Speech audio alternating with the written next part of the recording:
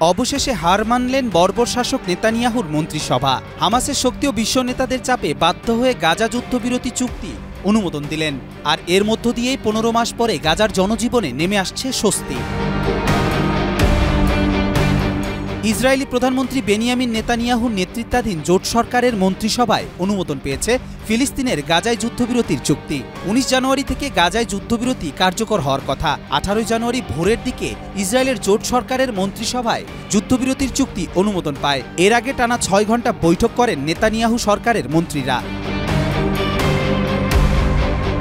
Israeli সংবাদ মাধ্যমের বরাতে আল জাজিরার প্রতিবেদনে বলা হয়েছে, নেতানিয়াহুর জোট সরকারের মন্ত্রিসভার ২৪ সদস্য যুদ্ধবিরতি চুক্তির পক্ষে ভোট দিয়েছেন, আর বিপক্ষে ভোট দিয়েছেন ৮ জন। যুদ্ধবিরতি চুক্তির বিপক্ষে অবস্থান নেওয়া ৮ মন্ত্রীর মধ্যে ২ জন নেতানিয়াহুর রাজনৈতিক দল লিকুদ পার্টির।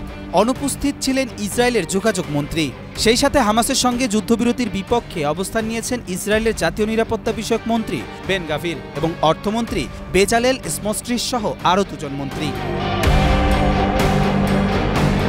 ২০২৩ সালের ৭ অক্টোবর ইসরায়েলে হামলা চালায় ফিলিস্তিনি স্বাধীনতাকামী সংগঠন হামাস। হামাসের হামলার দিন থেকেই গাজায় নির্বিচারে হামলা শুরু করে ইসরায়েল। গাজা কর্তৃপক্ষের হিসাবে এই হামলায় এখন পর্যন্ত ৪৭,০০০ ফিলিস্তিনি নিহত হয়েছেন, আহত হয়েছেন ১,১০,০০০-এর বেশি মানুষ, বাস্তুচ্যুত হয়েছেন লাখ লাখ মানুষ। যে যুদ্ধবিরতি চুক্তিটি বাস্তবায়নের অপেক্ষায় রয়েছে তা ৩ ধাপে কার্যকর হবে। এর মধ্যে প্রথম ধাপ হবে ৬ সপ্তাহের। এ সময় ৩৩ জন ইসরায়েলি জিম্মিকে মুক্তি দেবে হামাস। এর বিনিময়ে ইসরায়েলি কারাগারে বন্দী থাকা ১৯ বছরের কম বয়সী নারী ও শিশুদের মুক্তি দেওয়া হবে। দ্বিতীয় ধাপে ইসরায়েলের বাকি জীবিত জিম্মিদের মুক্তি দেবে হামাস। এর বিপরীতে আরও ফিলিস্তিনি বন্দীদের মুক্তি দেওয়া হবে। গাজা থেকে ইসরায়েলি সেনাদের পুরোপুরি সরিয়ে নেওয়া হবে। আর তৃতীয় ধাপে ইসরায়েলের কাছে মৃত জিম্মিদের মরদেহ ফেরত দেওয়া হবে এবং তারপরেই গাজা পুনর্গঠন শুরু হবে। কবির চৌধুরী জয়, মাই টিভি।